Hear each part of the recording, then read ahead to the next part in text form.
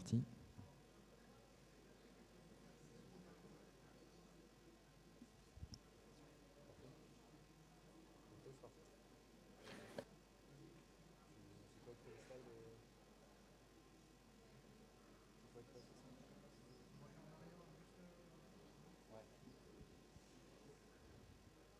Eh ben, on va démarrer. Pour cet atelier DataVis, data visualisation, merci d'être resté encore cet après-midi. En intro, on a regardé un petit peu les profils, qui vous étiez, qui assiste à cet atelier, et on a remarqué que ça allait de gens pas du tout techniciens mais curieux à des experts de la manipulation de données. Donc on a essayé d'adapter notre discours à tous les publics. On a essayé d'être pas trop technique mais un peu quand même. Voilà. Donc si vous avez des questions, notez-les, et puis à la fin on a un temps d'échange avec vous bien sûr. Les outils qu'on va vous présenter, qu'on a déployés sur la plateforme, ça fait environ 2 ans qu'on réfléchit à quelle stratégie avoir, quels outils étaient les plus adaptés aux besoins des partenaires de la plateforme. Donc voilà, c'est une démarche qu'on a entamée il y a 2 ans et qu'on vous présente aujourd'hui. Et pour certains des outils, c'est tout neuf. La peinture est encore toute fraîche, mais ça marche bien. Dans cette stratégie, ce qu'on a choisi, c'est des outils open source. C'est des outils libres et c'est la plupart du temps des outils cofinancés, notamment pour, je pense notamment au premier outil qu'on va vous présenter. C'est un petit module dans le catalogue qui permet de faire des graphiques très simples. On verra ça juste après. Par exemple, c'est la MEL qui l'a financé, qui l'a déployé sur sa plateforme, mais à partir d'un outil qu'on avait nous-mêmes financé au départ. Bref, c'est un cercle vertueux entre plateformes de données. Et le dernier point qu'on voulait dire en introduction, et c'est un point important, tous ces outils ils fonctionnent bien si les données que vous déposez sur la plateforme sont interopérables. On vous montrera un exemple très simple d'une donnée qui n'est pas interopérable. Le graphique ne s'affiche pas, tout simplement. Donc nous, on est là pour vous aider à publier vos données de façon structurée et interopérable, si vous ne savez pas comment faire. Mais voilà, c'est un point qui est important et qu'il faut retenir. Un autre point important qu'on essaye d'illustrer sur ce schéma, c'est de dire que quand vos données sont stockées sur la plateforme, ou aussi on va chercher des données qui sont stockées chez vous, l'important c'est qu'on peut les visualiser dans plein d'outils différents, que ce soit de façon cartographique ou de façon plus graphique. L'important c'est qu'on n'a pas à dupliquer les données. On a une seule fois les données et on peut les exploiter dans des outils différents. Parce qu'on a eu souvent des questions de gens qui nous disaient « mais moi je voudrais un tableau de bord sur ma donnée et puis je voudrais aussi une visionneuse cartographique à côté, est-ce que je suis obligé de dupliquer ma donnée ?» Non, pas du tout. On a un entrepôt de données et on exploite ces données dans plein d'outils sans avoir à les dupliquer. Ce qu'on essaye de montrer aussi, c'est que la donnée n'est pas forcément obligatoirement stockée sur nos serveurs, elle peut être chez vous. Et on a plein d'exemples de partenaires chez qui on va se brancher directement sur un serveur Postgre, sur un serveur de fichiers, pour publier leurs données. Donc on va vous présenter 3 outils. On a fait ça de façon croissante dans la technicité qu'ils demandent pour être utilisé, mis en place, déployé. Le premier outil, il n'y a quasiment rien à faire.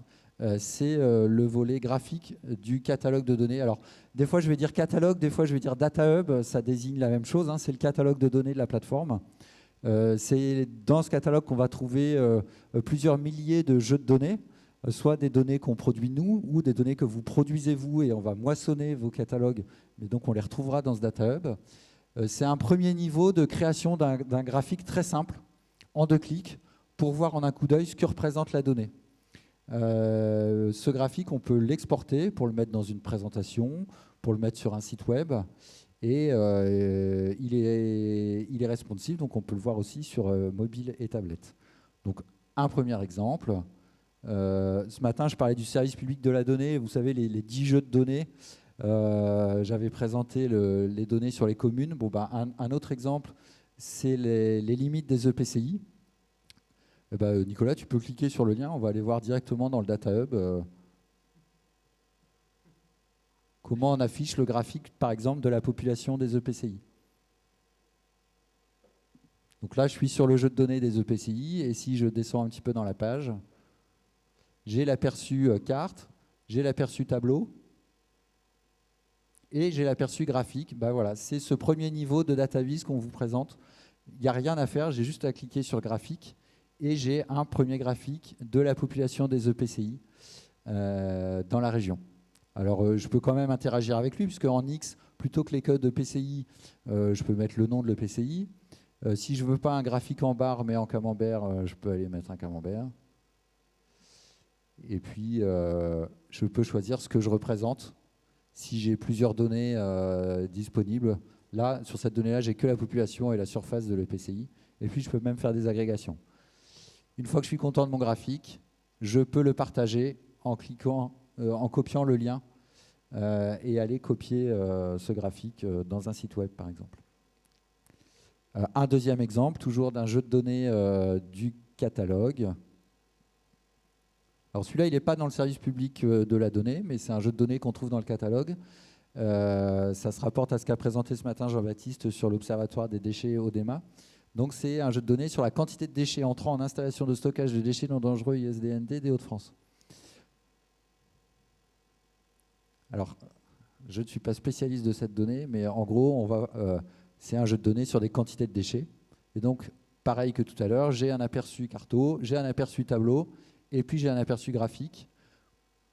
Alors là, par exemple, c'est Jean-Baptiste qui va savoir ce qu'il vaut mieux représenter sur cette donnée. Et on va pouvoir agréger de la quantité de déchets par département. C'est bien ça, Jean-Baptiste? C'est ça. Voilà, donc c'est pareil, en 2 clics, j'ai fait mon petit graphique que je peux exporter. Et puis, un dernier exemple.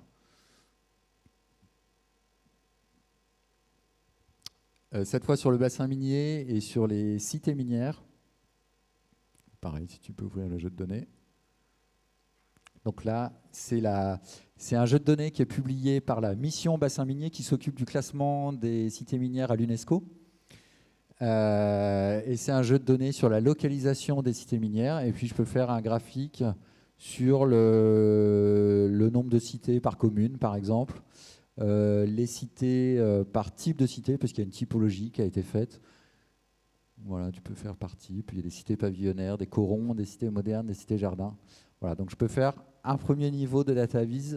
Je suis autonome pour faire mon petit graphique, l'exporter et le réutiliser. Tu peux passer à la slide suivante du coup. Je le disais tout à l'heure, pour que ce petit graphique fonctionne, il faut des données interopérables. Là, j'ai juste mis une capture d'écran parce que je ne vais pas vous montrer qui n'a pas publié bien sa donnée de façon interopérable. Mais voilà, là, le graphique, il ne s'affiche pas parce qu'il y a un problème sur la façon dont la donnée a été publiée. Tu peux passer. Du coup, petite conclusion sur cet outil. Les graphiques dans le Data Hub, c'est accessible à tout le monde.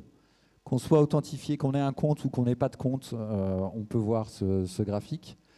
Pas de compétences particulières, aucune compétence particulière n'est requise, juste la curiosité d'explorer le catalogue de données. On va passer au deuxième outil qu'on voulait vous présenter. C'est un outil qui s'appelle Superset et c'est Nicolas qui va vous le présenter. Et Patrice, pardon.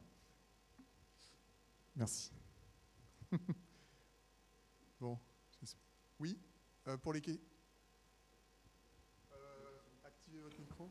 Oui, monsieur juste a conclu en nous montrant un exemple de données qui n'étaient pas compatibles. Est-ce que dans l'outil, il y a des alertes, il y a un protocole, un suivi pour éviter ce genre de déconvenus? Monsieur Fabry, une réponse? Alors, il y a des messages d'alerte. On a vu qu'il y en avait un. Il n'est pas forcément explicite au commun des mortels. Quand vous publiez une donnée sur la plateforme Géo-de-France, on vous accompagne pour le faire. Et donc, on vous accompagne sur comment être sûr pour éviter ce genre de problème. Donc voilà, on fait en sorte que ça n'arrive pas. Mais parfois, sur des catalogues qu'on moissonne, on n'a pas forcément la main sur le producteur de données. Ça peut être un producteur de données national. On peut lui faire une alerte que tel jeu de données, il y a peut-être un souci d'interopérabilité, mais il ne le prendra pas forcément en compte. En tout cas, sur les données qui sont publiées par des partenaires de Géo-de-France, là, on fait attention à ce qu'elles soient bien publiées, bien structurées, et on vous accompagne pour ça.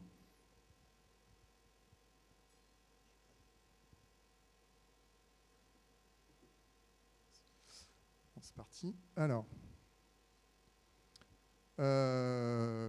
donc on a, comme disait Vincent, on a entamé une démarche là par rapport à vos demandes de pouvoir construire ou consulter des tableaux de bord, parce que voilà, des fois, si on essaye de tout mettre sur une carte, c'est illisible, donc c'est un autre support de valorisation de données qui est intéressant. Donc on a fait toute une démarche, bien identifier le besoin qui nous avait été remonté. Ensuite, faire un test de différentes solutions libres, majoritairement. Et puis ensuite, sélectionner un projet, un ou plusieurs projets pour voir si ça correspondait bien à, voilà, à plusieurs besoins. Et ensuite, voilà, c'est une brique qui est toute seule, hein, que vous pouvez installer comme ça, complètement déconnectée de tout système. Après, il a fallu l'intégrer à l'écosystème Géo-de-France pour que, avec votre compte Géo-de-France, vous puissiez y accéder. Peut-être même avec des droits plus importants que nous pourrons vous attribuer, construire vos propres tableaux de bord et les publier. Ce qu'il faut savoir, donc le choix, voilà, c'est porté sur Superset. Je vous épargne tous les autres applications, mais lors de notre discussion de l'atelier, vous pouvez avoir les renseignements si vous voulez. On est parti sur Superset et ce qui a conforté notre choix, donc déjà c'est un projet open source, donc on reste dans la philosophie. Ensuite il est robuste. À la base il a été démarré par Airbnb qui l'a incubé ensuite dans la fondation Apache qui a beaucoup de projets, et il est également recommandé par le socle interministériel des logiciels libres, donc le SIL, et d'ailleurs il est déployé au niveau des ministères, et donc c'est pour ça que Patrice côté de Réal pourra vous présenter un aperçu de son utilisation. Et pour ceux, voilà, qui sont démarchés ou qui ont peut-être déjà les solutions propriétaires, il y a Digdash, Power BI, Tableau qui sont des équivalents, voilà, qui vous parleront peut-être ou pas, mais voilà. Je veux bien la slide suivante, s'il te plaît. Alors, je vous ai dit que c'est le meilleur outil par rapport aux besoins. Je ne vais pas vous dire non plus qu'il n'est pas exempt de défauts. Donc là, c'est un test sans filtre de notre retour d'expérience au niveau de Superset. Donc il a une approche no-code, ça veut dire que la personne n'a pas besoin d'être développeur pour construire son tableau de bord. Donc ça, c'est quand même intéressant. C'est adapté à différents profils. Comme vous disait Vincent tout à l'heure, on va monter crescendo en technicité. Donc voilà, il ne faudra pas hésiter à reposer des questions après la présentation. Mais on peut faire aussi du code dedans. C'est ça qui est intéressant, c'est que ça va plaire aussi bien à un débutant qu'à un géomaticien confirmé, voire même qu'à un profil développeur. Il va pouvoir construire ces données, c'est-à-dire que si elles ne sont pas formatées comme il le souhaite pour que le graphique fonctionne, comme c'est le cas de DataHub, il faut qu'on ait bien. S'il faut recalculer ou reformater différemment les choses, ça va être possible avec un système interne. On a la gestion de droits, donc ça c'était un gros plus pour Géo-de-France. Ça veut dire que, encore une fois, on va pouvoir avoir des tableaux de bord publics, des tableaux de bord restreints, et donc permettre à des utilisateurs plus ou moins à l'aise de déverrouiller des options et de ne pas les lâcher dans une usine à gaz immédiatement. Voilà, après, le risque, c'est qu'il y a trop d'options. On verra tout à l'heure des captures d'écran. Des fois, voilà, il y a beaucoup d'options et on tatillonne. Il y a certaines solutions qu'on n'a pas retenues qui étaient intéressantes. C'était déployer un peu un assistant en disant, voilà, par rapport à vos données, je vous conseille tel type de graphique, tel mode de représentation. Le problème, c'est que c'était une super initiative, mais tout le reste était trop limité. Là, c'est vrai qu'on est tout de suite plongé dans un graphique avec 30 options. Donc, voilà, c'est un peu compliqué. La traduction française, elle est pas folle. Alors, côté utilisateur, vous n'allez pas trop le sentir. Côté administrateur, si vous construisez un tableau de bord, voilà, il y a de l'anglais, il y a du français, il y a du français généré par IA, donc sans contexte qui ne veut rien dire. Voilà, c'est un peu compliqué. Mais voilà, on travaille dessus. La documentation. La communauté, elle est très active, mais il y a beaucoup de questions, pas forcément beaucoup de réponses, parce qu'elle est un peu débordée dans le développement et faire avancer le logiciel. Donc la documentation, mais on trouve quand même sur Internet beaucoup d'aide là-dessus. Et ensuite, il n'y a pas de composants cartographiques au sens SIG intégré. Donc ça, on vous montrera, on a réussi à contourner, mais ce n'est pas natif. Bon, ce qui est quand même intéressant, c'est les possibilités de représentation. Là, on n'est pas juste sur du graphe ou du camembert. Vous voyez, il y a beaucoup de représentations. On peut faire des jauges. C'est là où je vous dis, il y aura des conditions en disant votre jauge, vous voulez qu'elle soit rouge jusqu'à où, qu'elle passe en orange, etc. Vous pouvez faire des graphiques en bulles, des graphiques en arbre ou Trimaps, ça s'appelle. Excel le fait depuis les dernières versions. Vous avez ce qui est intéressant, Je prends ma casquette occupation du sol pour les flux. Vous avez le diagramme de corde, voilà, qui est traduit en diagramme d'accord. Je ne sais pas si c'est le vrai nom français. Et le Sankey chart qui n'est pas traduit du tout. Voilà. Mais donc c'est pour faire des flux, par exemple, pour des mutations d'occupation du sol, ce qui va par exemple d'agricole vers de l'activité. Donc là, on voit qu'il y a beaucoup de possibilités. Puis vous voyez, on peut remettre du tableau aussi. Hein. On peut remettre du format tableau. Donc voilà, c'est hyper intéressant. Ça laisse beaucoup d'opportunités. On peut personnaliser. Donc là, je vais vous montrer, je vais vous présenter une démo. Mais voilà, ça c'est un aperçu de mise en forme qu'on peut faire. On peut mettre voilà, des petites icônes. On peut structurer. Ça marche. On parlait tout à l'heure, enfin ce matin, de Lego. Bah là, c'est pareil. Vous allez rajouter, en fait, vous déplacez des blocs et puis vous pouvez mettre des blocs à l'intérieur des blocs. Donc voilà, dans un bloc surface totale, bah, j'ai mis deux graphiques, un graphique de type nombre et puis un graphique de type diagramme. Donc ça peut faire des rendus quand même assez sympas. Donc avant de lancer la démo complète du tableau de bord, je répète, donc là c'est d'un point de vue construction tableau de bord, indicateur, avec par exemple un premier gros cas d'usage qu'on a eu à réaliser. Si vous voulez en savoir plus par rapport à la gestion économe de l'espace dans le SRADET, le pourquoi du comment des ENAF, etc., c'est le webinaire du 13 juin organisé par les ARA. Voilà. On ne répondra pas forcément aux questions thématiques, mais plutôt techniques et possibilités. Il faudrait que tu lances la vidéo, s'il te plaît.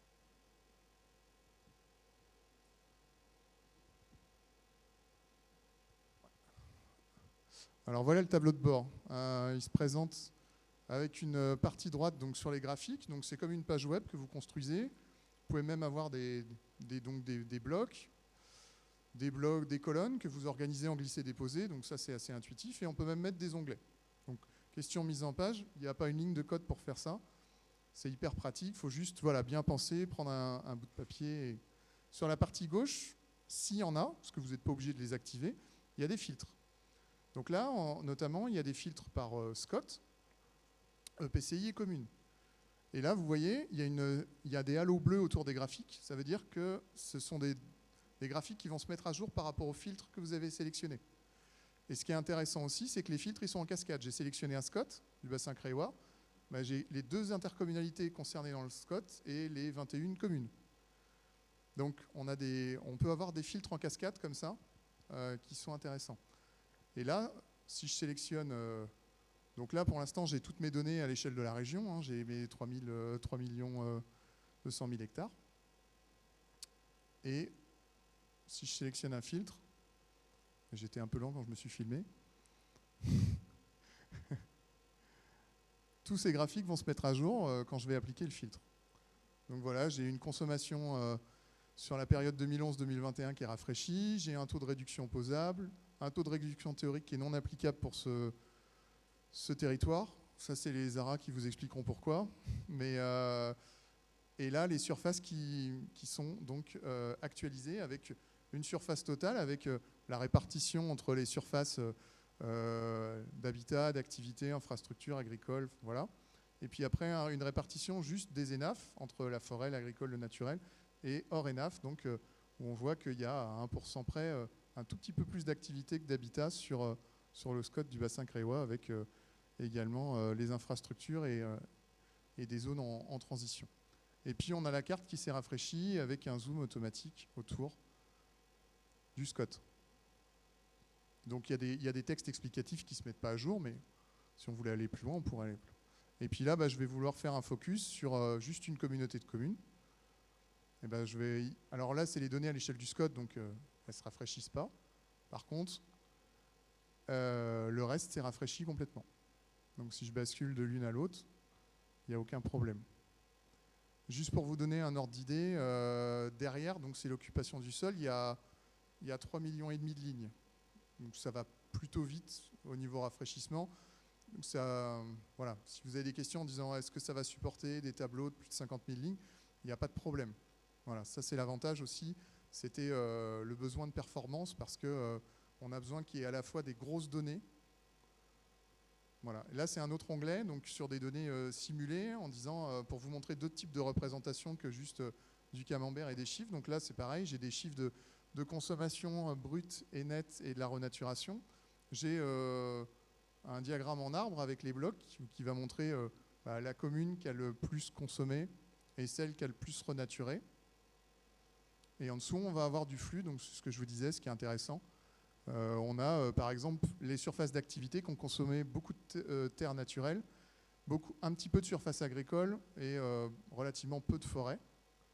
Et à l'inverse, de l'autre côté, on voit que la renaturation, donc on a essentiellement de l'urbanisé haute, donc des dents creuses, des chantiers, des choses comme ça qui ont été renaturées, plus que par exemple de l'habitat.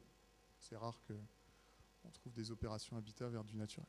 Donc ça, voilà, c'est deux types de représentations, encore une fois calculées à la volée, et puis avec la cartographie également dynamique. Donc ça, c'est intéressant. Donc ça, c'est un tableau de bord qui est en ligne, à part la partie données fictives. Là, je l'ai mis pour la démo, mais bien entendu, elle sera masquée jusqu'à la prochaine mise à jour des données d'occupation du sol.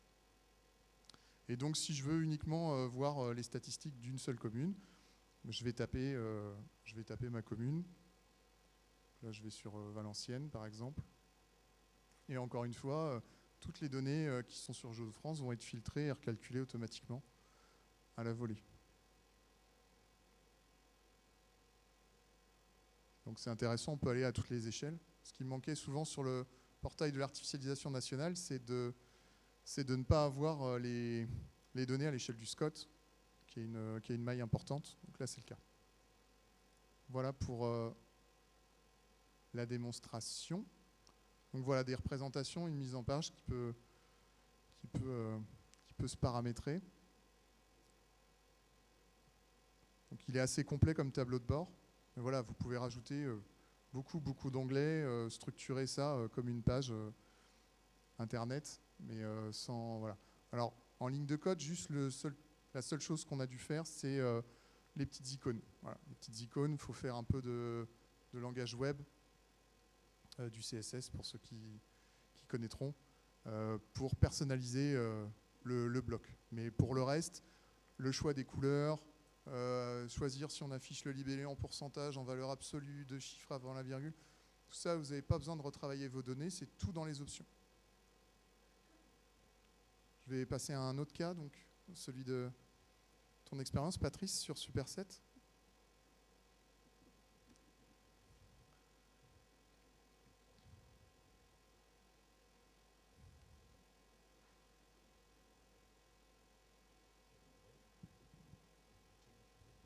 Merci. Donc, Patrice Sauvage de la DREAL. Je suis responsable des systèmes d'information, la DREAL Hauts-de-France, et j'ai aussi un pied dans ce qu'on appelle au niveau national la mission connaissance.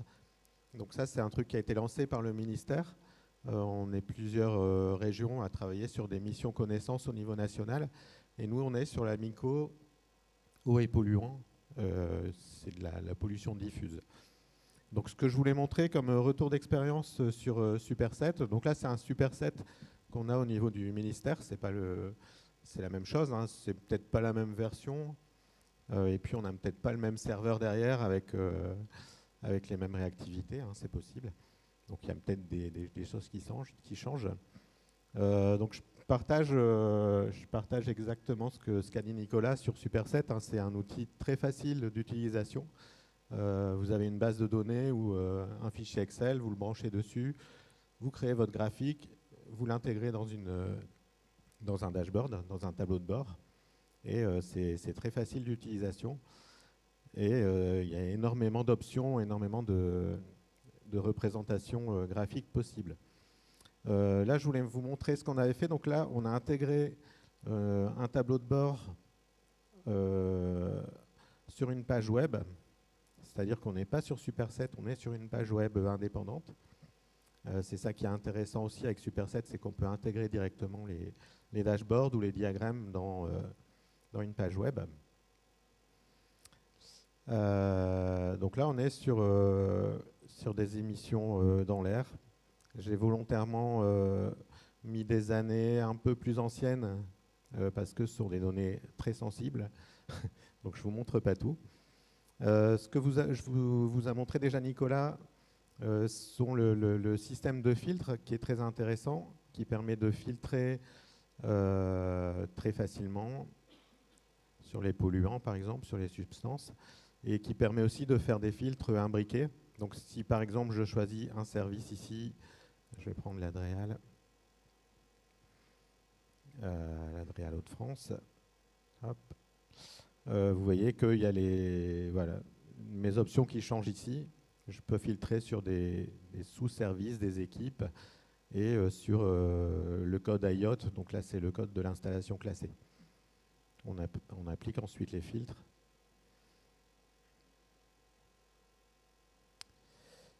Alors c'est assez long parce que voilà, c'est pas très réactif sur notre serveur. Vous pouvez aussi appliquer des filtres directement en cliquant sur le graphe. Si je veux par exemple le dioxyde de carbone, je clique dessus et il va me recalculer les graphes avec le CO2. Vous pouvez choisir d'appliquer les filtres sur plusieurs illustrations, comme là le filtre s'applique sur le tableau aussi, donc sur le diagramme et sur le tableau. J'ai mis une petite alerte quand même, parce que les tables, alors je ne sais pas si c'est à cause du serveur ministère ou si c'est Superset, mais nous on est limité à 500 000 lignes pour le téléchargement de données sur les tableaux. Donc si votre tableau dépasse les 500 000 lignes, si je télécharge, je ne vais pas avoir toutes les données dessus. Vous allez me dire 500 000 lignes, ce n'est pas un truc qu'on trouve tous les jours en tableau, mais voilà. Et puis on a un autre bémol sur les exports, c'est si vous utilisez Firefox, donc ça c'est un bug connu sur Superset. Hein. Quand on utilise Firefox, les exports des diagrammes ne se font pas super bien. Vous allez avoir des petits bouts, donc je vous conseille d'utiliser d'autres navigateurs comme Chrome ou Edge par exemple. Voilà sur le retour d'expérience. Donc là, j'avais un tableau, j'avais un autre diagramme. On n'a pas encore testé toutes les data viz. Hein. Pour l'instant, on est en discussion avec notre service risque qui a commandé les données, enfin qui a commandé le tableau de bord plutôt. Mais on pense à l'utiliser aussi. Alors là, c'est de l'intégration qu'on a fait avec Django. Je ne sais pas s'il y en a qui développent ici, mais c'est du Django, c'est du Python. On a fait des docs d'intégration, si ça vous intéresse, qu'on partage au niveau du ministère, mais qu'on peut partager aussi pour Géo-de-France. On a aussi de la doc ministérielle pour Superset qu'on pourra partager si vous voulez, parce que c'est toujours utile. Et puis, je pense que c'est tout. Voilà, je vous remercie.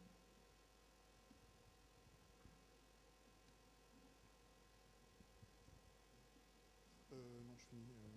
Et puis après, j'ai vu. Voilà, merci Patrice. Si tu peux avancer sur la slide. Ouais. Donc le bilan de cette mise en place, c'est encore une fois une prise en main progressive, aussi bien les débutants que les experts vont pouvoir creuser ça. Donc ça c'est pour vous montrer, ça c'est juste pour un graphique, c'est une idée des différentes options qu'il y a. Donc on peut aller assez loin, encore une fois, sans faire de la ligne de code, pour choisir même faire du donut, c'est pas du camembert complet, le rayon, etc. Savoir comment on place les étiquettes. Donc c'est assez, pour quelqu'un qui est sur la gestion d'étiquettes d'un ICG, ça ne va pas le dépayser. Après, pour quelqu'un qui est habitué à Excel, il dira qu'il y a trop d'options, mais au moins, ça permet d'aller assez loin dans la personnalisation. Donc, nous, on a testé sur les données volumineuses, ça va. Mais voilà, avec quelques réserves et puis surtout, un peu de personnalisation. Langage familier pour les géomaticiens, les développeurs web. Mais encore une fois, tout dépend de jusqu'où vous allez dans la construction du tableau de bord. Et donc, la personnalisation, on peut aller jusqu'à une charte graphique complète. Hein. Par exemple, vous voulez faire un tableau de bord, vous voulez que ça soit aux couleurs de la charte de votre interco, c'est tout à fait possible en fait. Et ça sera que sur ce tableau de bord là, donc voilà, ça c'est hyper personnalisable. On revenait un petit peu au niveau de nos actions. On continue, c'est-à-dire que sur la cartographie, vous verrez qu'il y a des graphiques en forme de carte, mais en fait ça exploite des API qui sont payantes ou hyper limitées sur des offres gratuites. Donc pas satisfaisante. Sinon, c'est des objets dessinés en SVG, donc sans géoréférencement, ça va être pour éventuellement du géomarketing, le coût classique des pays ou des départements français. Donc ça ne va pas beaucoup plus loin. On peut intégrer du code JavaScript, c'est ce que nous, on a commencé à essayer de faire, mais voilà, on aimerait aller plus loin sur une extension officielle qui évite que les personnes aient besoin de trifouiller du code JavaScript. Donc on est sur un premier niveau de contribution et on va voir avec les autres plateformes, les autres utilisateurs de Superset, comment on peut faire évoluer les choses. On a amélioré la traduction aussi, je vous disais qu'il y avait des choses qui piquaient les yeux. Sur la partie client, normalement, côté consultation, ça devrait aller. Après, voilà, on a versé une proposition de traduction améliorée. Si elle est approuvée, elle sera valable pour tout le monde, toutes les personnes qui installeront Superset. Et donc, nos objectifs, c'est vraiment de développer une solution cartographique intégrée et voilà, de mutualiser avec les partenaires Géo-de-France ou même d'autres régions qui utilisent Superset. Alors, comment ça se passera si vous voulez utiliser l'outil en non connecté, donc même sans compte Géo-de-France, vous pourrez consulter des tableaux de bord qui sont rendus publics, comme vous consultez le site internet de Géo-de-France, certaines cartographies. Avec un compte, là, on pourra envisager donc, de la construction de tableaux de bord et de la consultation de tableaux de bord restreints, sensibles, par exemple comme l'exemple de Patrice. Et puis c'était un paragraphe qui était plutôt en introduction. Qu'est-ce qu'un tableau de bord? C'est bien de l'évoquer quand même. Non, mais au niveau de la constitution Superset, c'est vous appelez un jeu de données, vous choisissez un mode de représentation et vous l'intégrez à votre tableau de bord, donc dans cette fameuse brique Lego.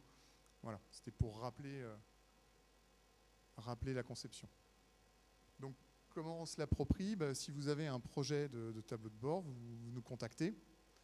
On va étudier ensemble l'approche, vous dire si c'est réalisable dans Superset, pas vous lancer et en fait vous retrouver bloqué à mi-parcours. Et puis on va voir comment interconnecter vos données pour qu'elles soient visibles dans Superset et que vous puissiez ensuite mettre en forme vos graphiques, vos tableaux de bord. Et voilà, vous laissez après en toute autonomie gérer la constitution de ce tableau de bord. Je passe la parole à Jean-Baptiste. Excusez-moi. Bonjour. Je voulais poser une question sur Superset. Est-ce qu'on peut le connecter directement à une base de données? En fait, il est connecté aux différentes bases de données Géo-de-France. Donc, d'accord. Même, si vous ouvrez votre base de données sur l'extérieur, on peut tout à fait le connecter et ensuite. Nativement, il marche avec une base de données de toute façon. D'accord. Ok. Mais comment? Oui. Et après, comme le disait Patrice tout à l'heure, ceux qui n'ont pas les droits d'accéder ou de connecter une base de données, ils peuvent faire un glisser-déposer d'un CSV ou d'un Excel et d'utiliser cette donnée après pour représenter. Donc, on a plusieurs degrés aussi de mise à disposition des données et voilà, d'accès. Et si vous avez d'autres questions, on en parle après la présentation de Jean-Baptiste. Alors, autre outil qui va vous être présenté, donc si tu peux mettre la première diapo, s'il te plaît. C'est un outil de tableau de bord qui est développé donc, depuis 2 ans en régie, à l'origine pour les besoins de l'Observatoire déchets et matières.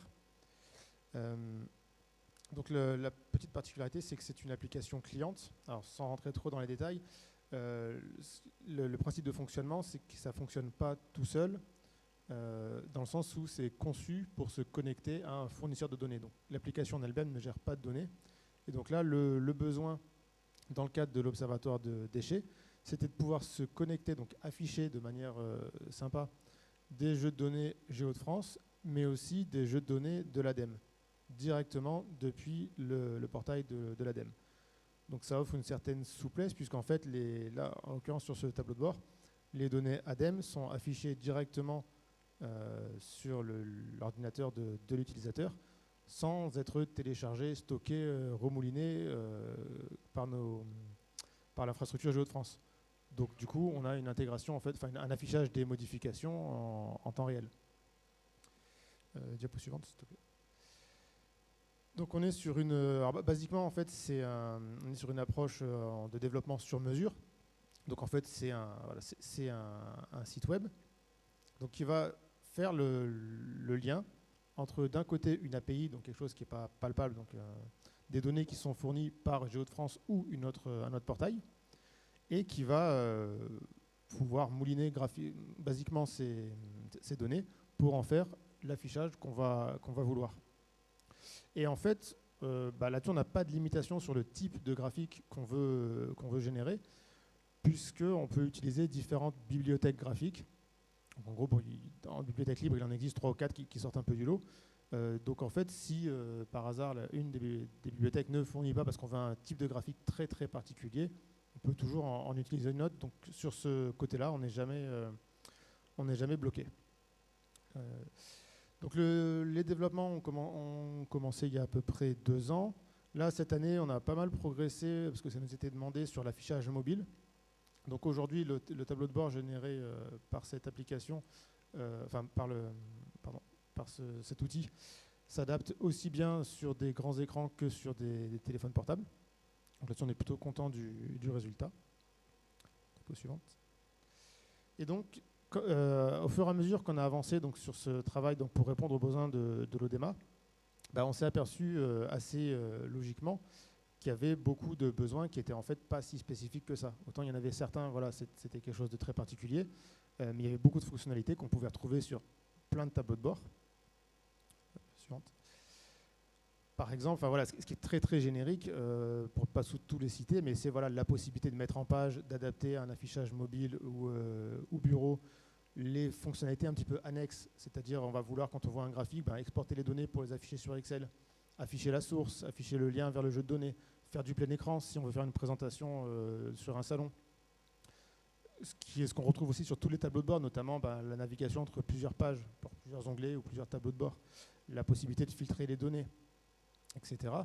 Voilà, tout ça, c'était très générique. Donc, en fait, de ce développement qui était initialement fait pour l'ODEMA, on a initié un deuxième, on a sorti en fait tout ce qui était générique pour pouvoir facilement le réutiliser dans d'autres contextes. Comme je l'ai mentionné au début, donc l'outil donc est indépendant du fournisseur de données. Ça veut dire qu'on va avoir besoin d'aller se connecter, se plugger à un fournisseur. Et donc, dans le cadre des développements de cet outil, donc là je parle vraiment de code, de développement web, l'idée pour nous c'est d'aller développer des connecteurs, pareil, soit très génériques, c'est-à-dire qu'ils vont respecter des standards, soit très particuliers, parce qu'on va vouloir se connecter à un fournisseur de données en particulier, qui a un langage particulier qui ne respecte pas les standards. On peut aller très loin. Après, c'est plus le temps qui va être limitant. Alors comme je dis, j'ai mis des noms de bibliothèques qui parleront peut-être à certains, mais voilà, on peut utiliser n'importe quelle bibliothèque web de visualisation. Ce qui fait que voilà, si une fait défaut, on peut toujours en utiliser une autre. Et le support Carto est très bon, puisque autant notre besoin initial, c'était d'afficher de la data vise, autant on est quand même à la base une plateforme géographique, donc on ne voulait pas non plus faire l'impasse complètement sur la partie géographique. Donc en fait, de la même manière qu'on affiche une data vise, des barres, des camemberts, etc., on a aussi un affichage cartographique qui peut être intégré et qui répond aussi aux filtres et à toute l'interactivité qu'on peut avoir dans l'ensemble de la page. Et enfin, alors un petit détail, mais pas non plus des moindres, étant donné que c'est une application cliente, c'est relativement facile à héberger. En fait, c'est un site web, on va dire statique, ce qui fait que du coup, ça ne requiert pas de grosse puissance de calcul, ça ne requiert pas forcément de faire intervenir la DSI ou de faire des audits de sécurité, etc. Enfin, en tout cas, ça dépend des politiques de chacun, mais c'est beaucoup plus léger à installer.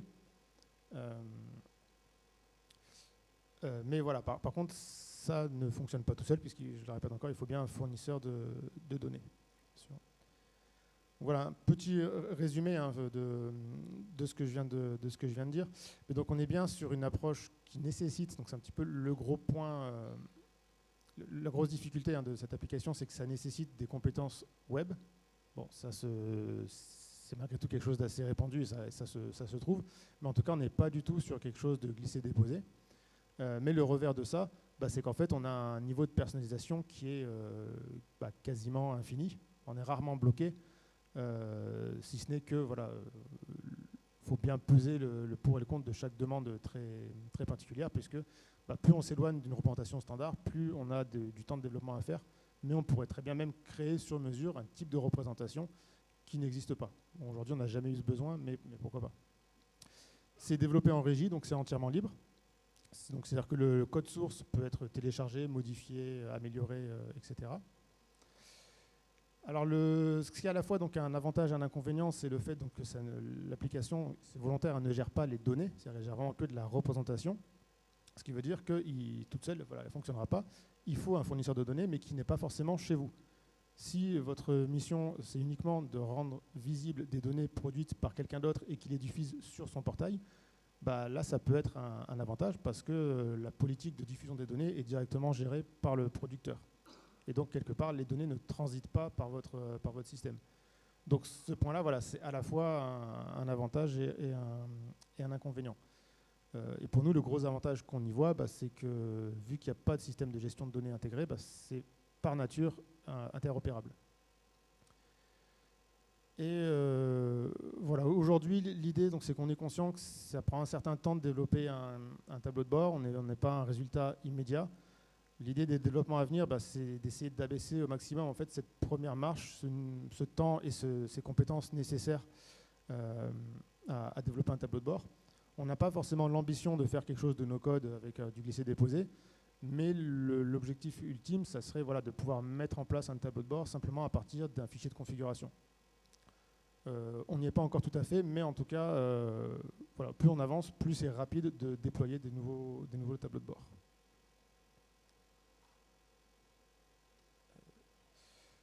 Alors les liens sont... Non, c'est bon, c'est affichable. Donc là, en bas, vous avez donc le lien du dépôt donc, où le code est trouvé librement, que vous pouvez réutiliser pour vos tableaux de bord. Et au-dessus, si tu peux aller sur le lien qui n'est pas cliquable. Ah si, c'est bon. Alors donc l'accès se fait via le site web de l'ODEMA, donc sur l'onglet données et l'onglet tableau de bord, que tu as au milieu en bas, accéder au tableau. Et là, alors je vais montrer celui qu'on avait en capture d'écran, donc le tableau de bord ISDND, que tu as sur le menu à gauche. Donc ça, c'est un tableau de bord qui a été conçu pour le suivi des installations de stockage pour les décharges, de déchets non dangereux. Et donc, voilà, enfin, celui-là est intéressant parce qu'on a plusieurs représentations différentes. On a pu personnaliser les couleurs pour que ça colle bien aux couleurs de l'observatoire. Et en fait, pour naviguer dans le tableau de bord, quasiment tout est cliquable de manière, on l'espère, le plus intuitif possible. Donc, par exemple, si sur la carte, tu cliques sur une installation, c'est celle-là qui est mise en valeur dans l'ensemble des graphiques. Inversement, si tu cliques sur une année dans un graphique, donc sur n'importe quelle barre, voilà, la carte est mise à jour avec cette année en particulier. Et de la même manière, en haut, on a un contrôle qui permet de choisir voilà, à la fois l'installation sur laquelle on veut zoomer et l'année à gérer. Plus rapidement, peut-être si tu peux aller sur le tableau de bord DMA, EPCI.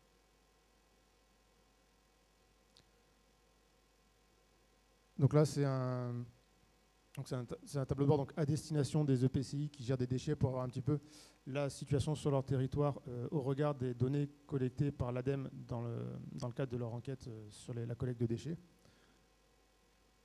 Et donc, voilà, en haut à gauche, il y a un bouton panorama sur lequel on a trois petits points, sur lequel voilà, on a trois thématiques. Donc dans Coûts notamment, on a aussi une part. Non, alors c'est dans le tableau de bord Hauts-de-France, pardon. Alors le tableau de bord Hauts-de-France, c'est grosso modo la même chose que les EPCI, mais agrégé donc à l'ensemble de la région pour avoir une vue donc, des déchets ménagers qui sont produits. Voilà, sur différentes thématiques. Et donc sur chaque, quand je parlais de besoins génériques, sur chaque graphique, en haut à droite, il y a un bouton hamburger qui va permettre voilà, d'exporter les données du graphique, d'afficher en plein écran, d'exporter en carto.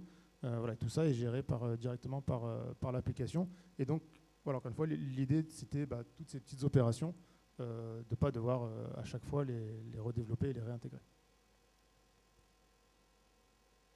Voilà, pour moi, je vous remercie.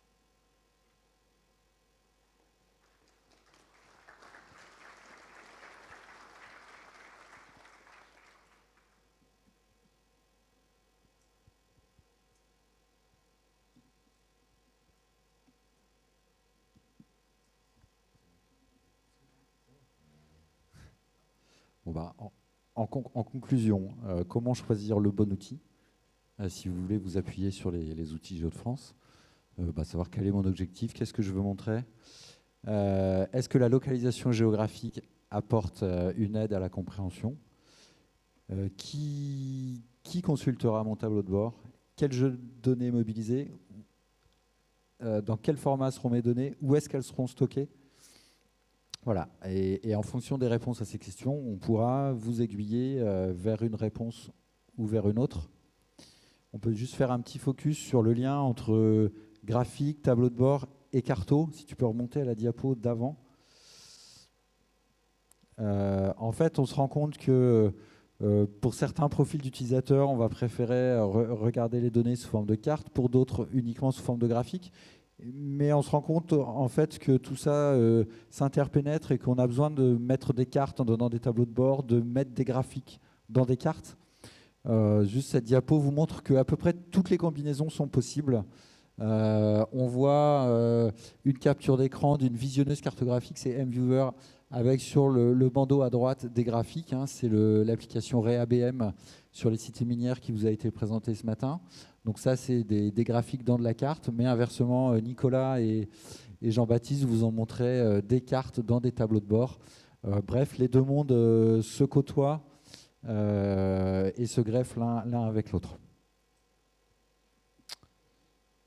Ce qu'on voulait vous proposer, c'était de vous...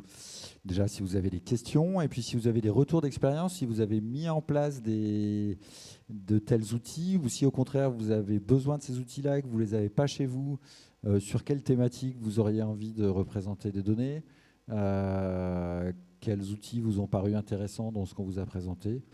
La parole est à vous.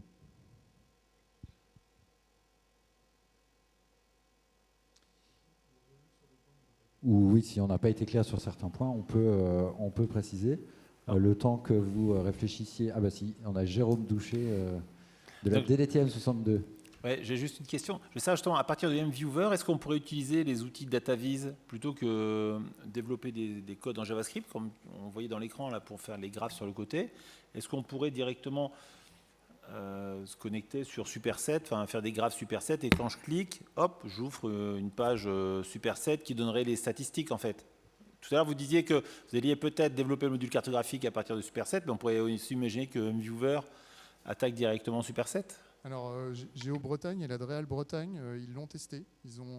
Parce que, comme disait Patrice, au même titre qu'ils l'intègrent dans un site, en fait, j'ai pas voulu être trop technique pour pas perdre tout le monde, mais en fait, chaque graphique de Superset peut être embarqué dans n'importe quel site web. Donc ça veut dire que dans le panneau d'interrogation de MViewer, on pourrait très bien, et ils l'ont fait, ils ont appelé des graphiques Superset, parce que justement il y avait trop d'objets, ils avaient des problèmes de performance avec les librairies natives JavaScript, et donc ouais, c'est possible. L'inverse est possible aussi. Là c'est vrai qu'on présentait DataVis tableau de bord, mais l'inverse c'est possible, on peut réintégrer le tableau de bord, enfin certains graphiques en plus, même pas tout le tableau de bord, composant par composant. Donc ça, on pourra, enfin s'il y avait un besoin, on peut se renseigner auprès de Géo-Bretagne et de la DREAL Bretagne qui l'ont fait.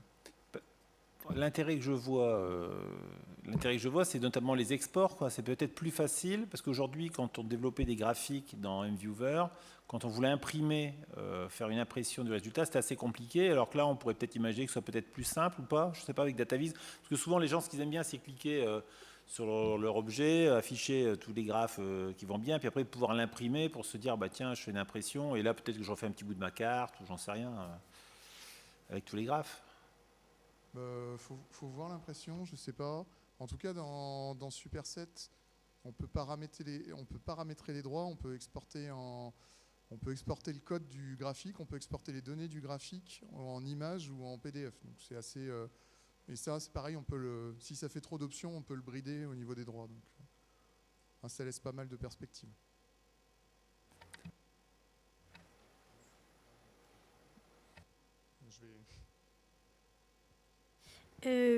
Moi, j'avais une question par rapport à la présentation de Superset, pareil, complémentaire à ce que vient de dire la personne juste avant, et par rapport à à dimension cartographique.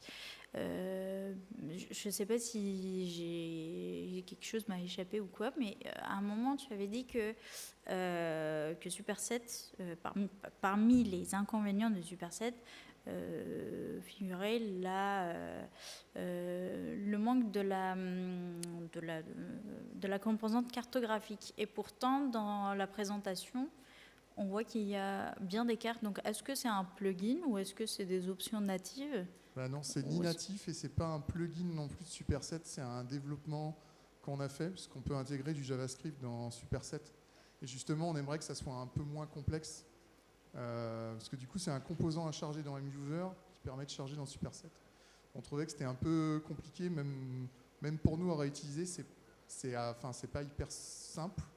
Donc, on voudrait bien avoir quelque chose d'un peu plus glisser-déposer, paramétrable comme pour les autres graphiques. D'accord, ok. Mais oui, on y est arrivé. On peut l'expliquer, mais voilà, il y a une petite marche technique à franchir à ce niveau. Plus que les autres graphiques. C'est un développement maison, on va dire, qu'on a fait en régie et qu'on aimerait bien génériquer. Voilà. Mais ça fait le job. Ouais. D'accord, ok, merci. D'abord et puis après. Oui. C'est dans la foulée, en fait, si on passe donc par Superset, par Géo2France, en connecté, on peut créer nos tableaux de bord, et donc là, on bénéficie de la composante carto ou pas, que vous avez développée ? Il faudra adapter le code par rapport à ce que vous voulez. C'est pas automatique. Non, c'est ça qui est compliqué, c'est qu'il faut une donnée au niveau tableau qui est liable à la carte.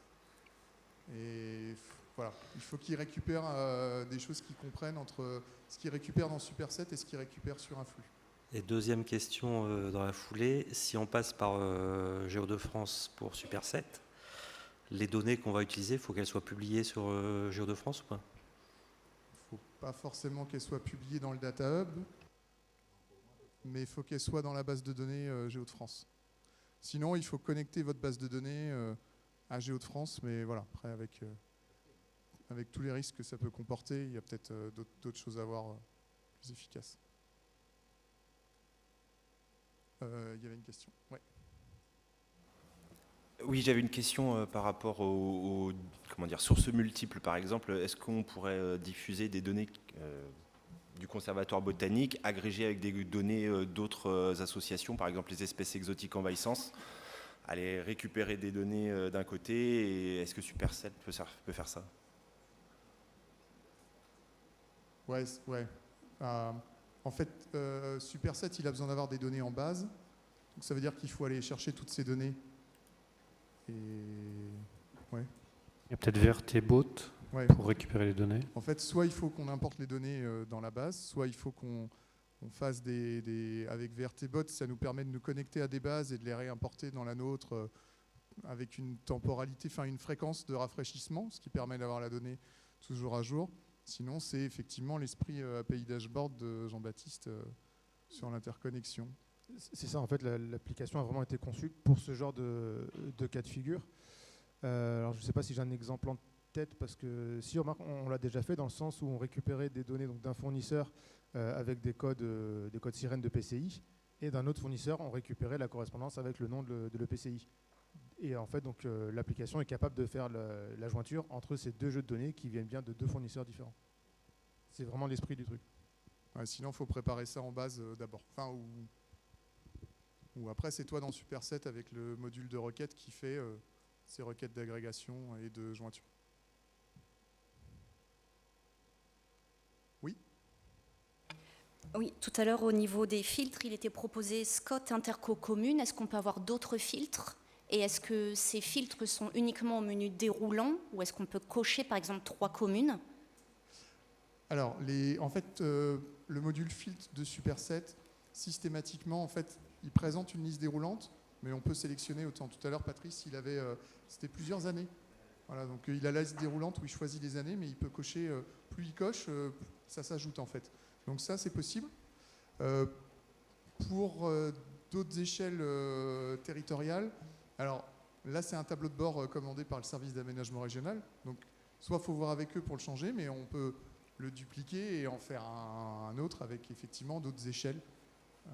C'est juste que les objectifs de réduction à l'échelle du SCOT, ça sera peut-être un petit peu plus succinct à traduire, donc il ne faut pas se planter sur l'indicateur. Hein. On en revient toujours à la donnée, mais sur le principe, c'est possible. Hein. Là, en fait, ce qu'appelle l'objet, c'est tous les objets de l'OXOL qu'ont la commune, le PCI et le SCOT en appartenance. Donc si on rajoute d'autres zonages, c'est tout à fait possible. Ok. Oui.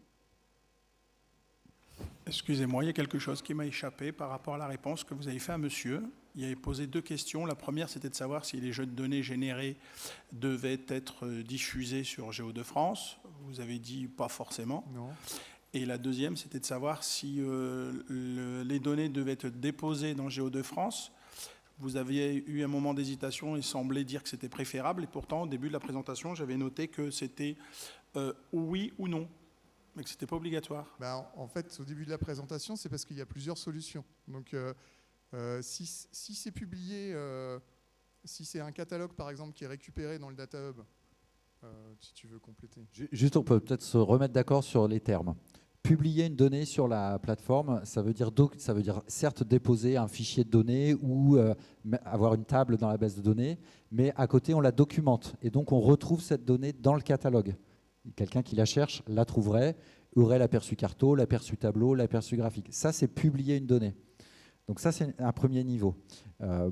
Pour qu'elle soit dans le catalogue, il faut publier sa donnée. Ensuite, si on veut exploiter une donnée... Pas forcément sur Géo-de-France. Enfin, elle est reprise dans le Data Hub, mais... Sur Géo-de-France ou sur un autre catalogue qu'on moissonnerait. Mais on va partir du principe que vous êtes un partenaire en Hauts-de-France, que vous voulez utiliser la plateforme et publier une donnée en vous servant des outils de la plateforme. Par contre, si vous voulez exploiter des données dans Superset, vous n'êtes pas obligé de publier, c'est-à-dire de publier une fiche de données dans le catalogue, etc. Vous pouvez juste avoir votre table dans la base de données Géo-de-France. Ça marche. Et comme on disait tout à l'heure, on peut éventuellement se brancher sur votre serveur de base de données, mais ça nécessite que votre DSI nous autorise à aller, à ouvrir un port qui va bien, à autoriser un nom de domaine qui vient chercher les données, etc. etc. Et l'autre solution, c'est effectivement une tâche planifiée qui va chercher la donnée chez vous et qui l'importe toutes les 24 heures, tous les mois, ou en fonction de si la donnée est vivante. Mais c'est pareil, la donnée, elle se retrouve dans la base de données Géo-de-France, sans être forcément publiée sur le catalogue. Mais Superset, lui, il attend effectivement une donnée qu'il peut lire. Et il n'est pas, du moins, il n'est pas pensé pour l'instant sur des données en flux ou des choses comme ça. Ce qu'il faut... Rallumer votre micro. Ouais. Elle peut être déposée dans Géo-de-France, mais tout en y restant confidentielle. Oui. Alors, on peut aussi gérer les droits d'accès si vous avez une donnée sensible. Oui. Et on peut rendre le tableau de bord pareil.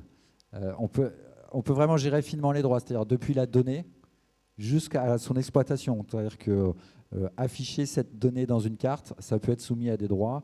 Exploiter cette donnée dans un tableau de bord, ça peut être soumis à des droits. C'est plus clair ou... Ouais, c'est bon. Est-ce qu'il y a d'autres questions, d'autres retours d'expérience? Ouais, ça va peut-être être le moment de conclure. Ce qu'on voulait dire, c'est que si vous revient des questions sur ce sujet, on a ouvert un nouvel espace collaboratif sur le portail qui s'appelle Experts de la donnée et qui s'adresse aux cartographes, aux géomaticiens, aux data analystes, bref, aux gens qui manipulent de la donnée dans tous les sens. Et là, c'est vraiment l'espace où vous pouvez poser vos questions, faire des retours d'expérience aussi, si vous le voulez. Et puis, on fera vivre cet espace pour vous répondre. Pour nous, c'est plus intéressant parce que si vous posez une question par mail, il y a peut-être quelqu'un d'autre qui se sera posé la même question en assistant aux journées ou en regardant la captation vidéo. Donc, c'est intéressant aussi de mettre tout ça en commun sur cet espace. Merci pour votre participation.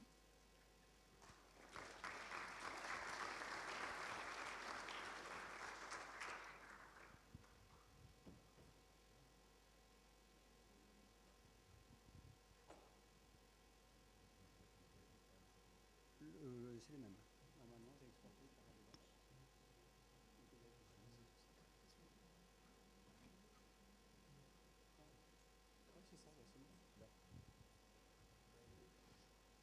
je te passe la parole, Cécile.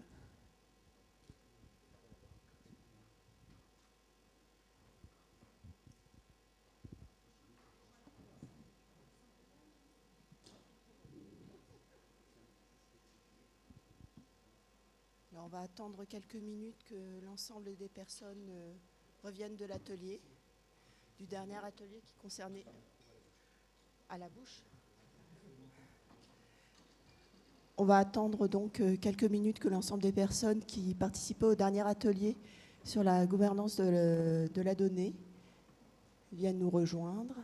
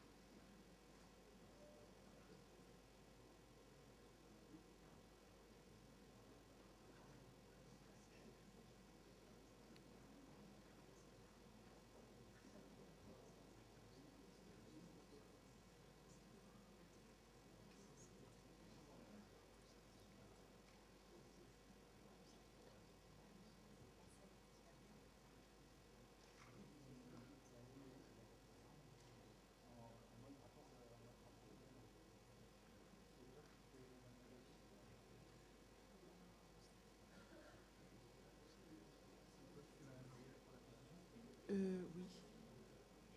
Ah, d'accord.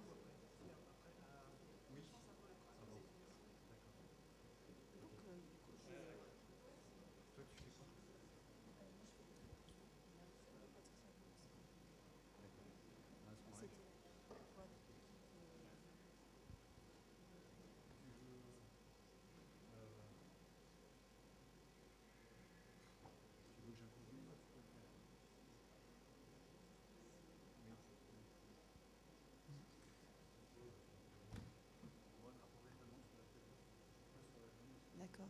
Ouais, ouais.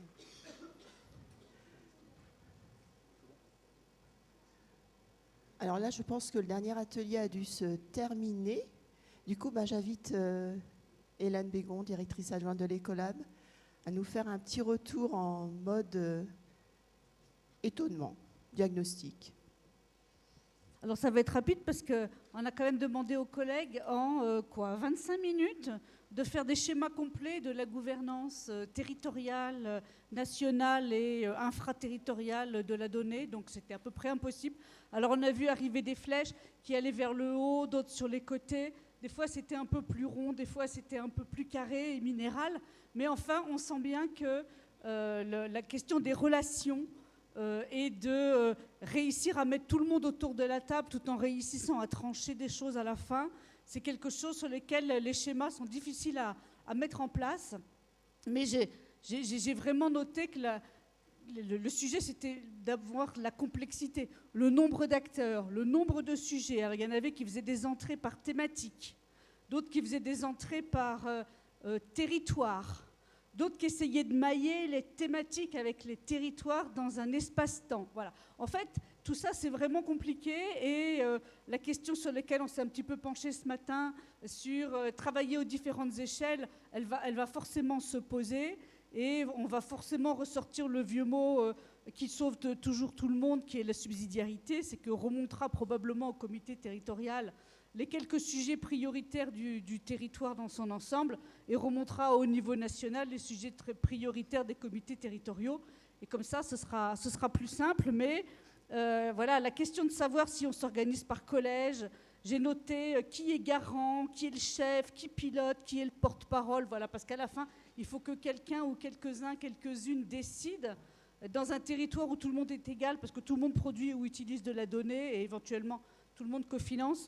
C'est quelque chose qui n'est pas forcément simple à mettre en place. Alors, une deuxième chose que j'ai notée qui m'a frappée, on est dans le rapport d'étonnement, enfin qui ne m'a pas frappée, mais qui m'a interpellée, c'est j'ai vu arriver des mots liberté, expérimentation, voilà, se laisser un champ de liberté, se laisser un champ de créativité, de possible, d'imagination, c'est-à-dire si on se met tous dans des comités comme ça, est-ce que ça risque pas de brider l'espace d'élaboration un peu plus libre, un peu plus innovant, dans lequel probablement les uns et les autres qui ont pensé à ça se retrouvent bien aujourd'hui, et comment donc laisser une place à ça si demain la comitologie risquait de prendre le dessus avec peut-être l'avantage d'une certaine efficacité, mais avec le détriment du fait de pouvoir rester à la pointe de quelque chose. Voilà.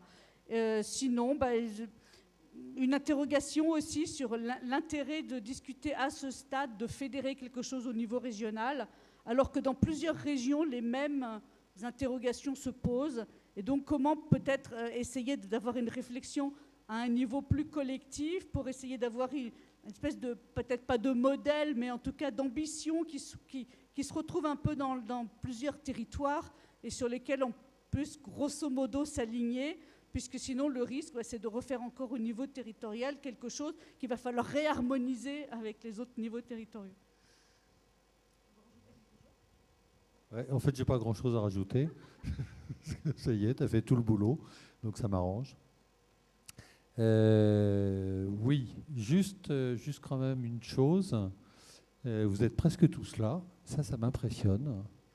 Ça veut dire que d'abord, le niveau de la journée, c'était vachement bien. Vous avez tous participé, apparemment très volontiers, et en plus, vous êtes restés. Donc, c'est une vraie réussite. Et donc, moi, ce que je voudrais, c'est vous féliciter, vous, pour votre engagement pour la donnée territoriale, du temps que vous avez pris, de l'énergie que vous mettez et de la constance que vous avez. Et puis, ça me rend plutôt optimiste pour l'avenir des comités territoriaux de la donnée ou de toute autre organisation qui pourrait se substituer et qui pourrait faire le travail. Voilà, en tout cas, merci à vous tous.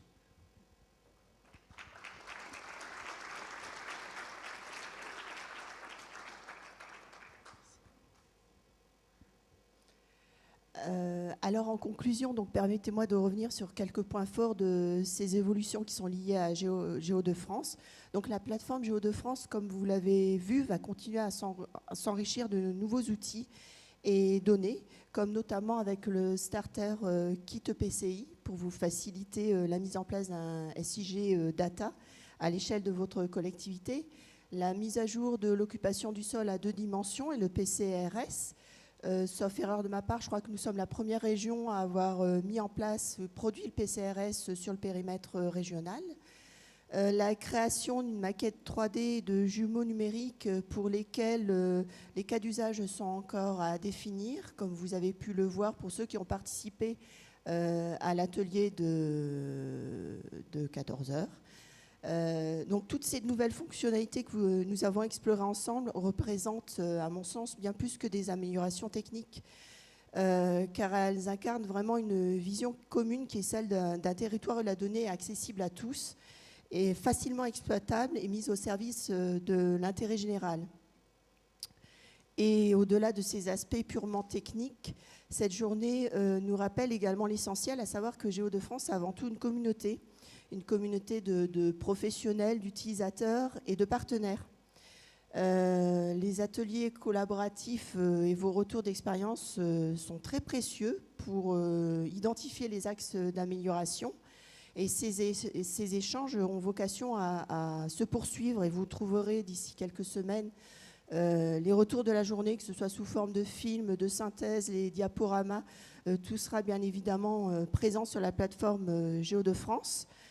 Sur laquelle nous espérons que cette journée vous a incité à aller, à revisiter, à redécouvrir, parce qu'effectivement, Géo2France, la nouvelle plateforme a été lancée le 23 avril, donc Géo2France ne cesse d'évoluer. N'hésitez pas également à créer votre compte si ce n'est déjà fait sur la plateforme, à utiliser les espaces partagés et à vous saisir de toutes les informations et outils qui sont à vos dispositions. Cette journée n'est pas une fin en soi, c'est vraiment une première étape vers la mise en place d'une gouvernance partenariale élargie autour de la production et du partage des données territoriales, à laquelle nous allons travailler suite notamment aux échanges à la table ronde de ce matin et également à l'atelier de cet après-midi. À cette occasion, je tenais vraiment à remercier tous les intervenants qui ont partagé leur expertise. Merci également aux équipes techniques qui ont œuvré dans l'ombre pour que cette journée soit réussie. Merci à vous toutes et tous pour votre participation active et constructive. Et avant de vous quitter, je vais passer la parole à Madame Lecoeuvre de l'agence Région Hauts-de-France 2020-2040. Merci Cécile. Juste pour ajouter peut-être deux choses, puisqu'on a beaucoup parlé de gouvernance toute la journée, et il faut admettre et reconnaître que la gouvernance de Géo-de-France existe actuellement. Elle est bicéphale entre l'État et la région. Et nous nous réunissons, enfin l'État et la région se réunissent dans des COPIL. Et nous échangions tout à l'heure avec Jean-Gabriel Delacroix, le SGAR, et nous disions que le COPIL de la rentrée de l'automne serait consacré à se réapproprier tous ces travaux qui ont été très riches cet après-midi, qui ont été soulignés par tout un chacun d'ailleurs. Ah oui, vous voyez ce matin, je me disais on n'entend pas bien, mais il faut avoir son micro tout près. Donc cette première notion, vraiment là, l'enjeu c'est de réinterroger cette gouvernance et de l'élargir et de l'adapter aux besoins. Et c'est vrai que, et tu l'as dit Cécile, la force du réseau aujourd'hui c'est vraiment vous, c'est vraiment, tout le monde l'a souligné, tous les intervenants le soulignent, vous êtes tous là encore à 16h, c'est assez rare. Et aujourd'hui, la force de Géo-de-France, c'est vraiment les techniciens. Alors, il y a peut-être des élus dans la salle et vraiment, on les remercie d'être encore présents. Mais c'est vraiment vous qui êtes là au cœur des travaux qui ont été réalisés toute la journée. Et c'est vrai que je me joins à Cécile pour remercier l'équipe qui a organisé, les équipes de l'Adréal, en lien avec les équipes du SGAR, et chez nous, au sein de la région, l'équipe de l'agence.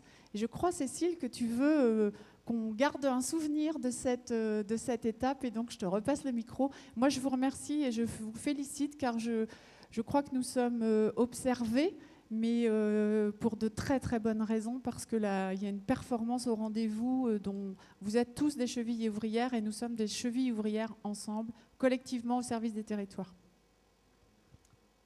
Merci.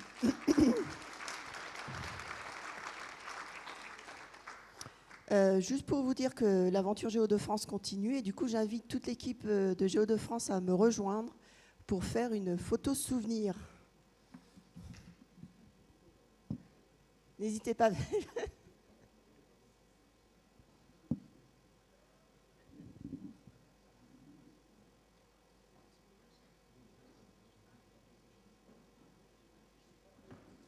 Je vais peut-être présenter également du coup ces chevilles ouvrières, donc Samira Chelaoui, DREAL Hauts-de-France, service information, développement durable, évaluation environnementale. Caroline Calves-Mess, chef du service information, développement durable, évaluation environnementale de la DREAL Hauts-de-France. Gérald Févé, correspondant Géo-de-France, SGAR Hauts-de-France. Cédric Ansart, Géo-de-France. Patrice Sauvage, DREAL Hauts-de-France, CIDE, Géo-de-France. Jean-Baptiste Débat, un petit peu plus sur le démat, mais quand même Géo-de-France. Vincent Fabry, complètement Géo-de-France, qui a complètement transitionné. Damien Descoings, Géo-de-France. Et Nicolas Rochard, Géo-de-France au CS2D.